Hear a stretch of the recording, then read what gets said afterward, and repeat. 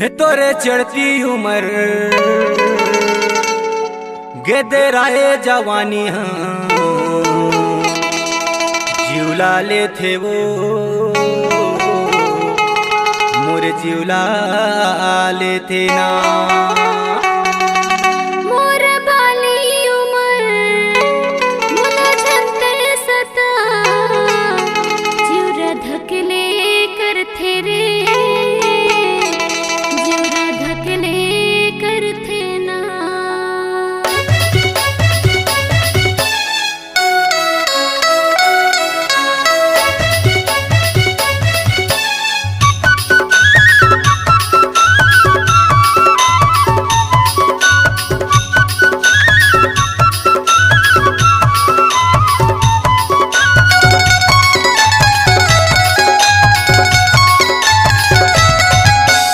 चढ़ती उम्र गेदराए जवानी तोर चढ़ती उम्र गेदराए जवानी हाँ जिउला ले थे वो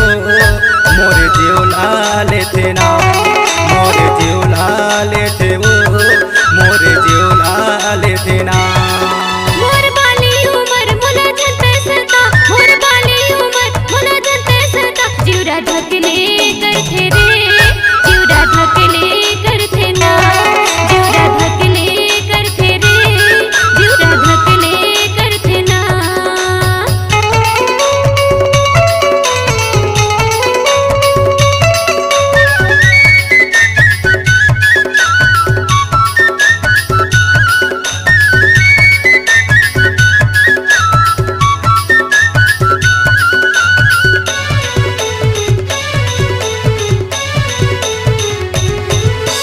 गाल गुलाबी तो नैना शराबी है उम्र हवे 16-17 के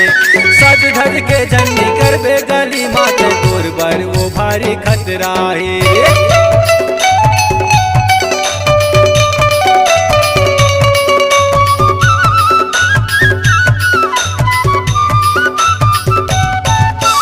गाल गुलाबी तो नैना शराबी है उम्र हवे 16-17 के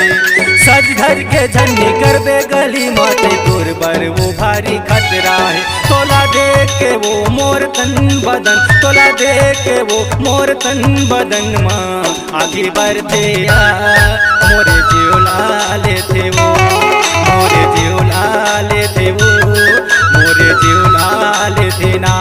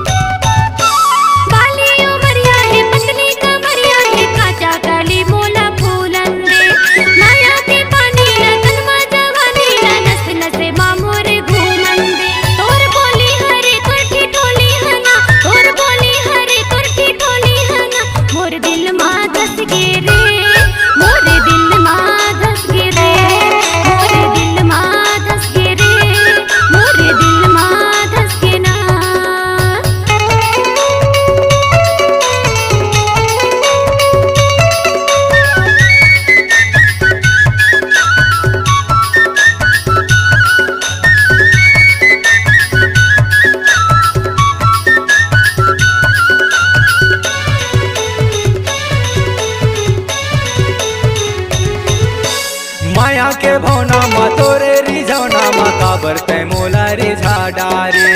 पाए बर तोला मोतर साथे चोला रे काबर मोला तर सा डारे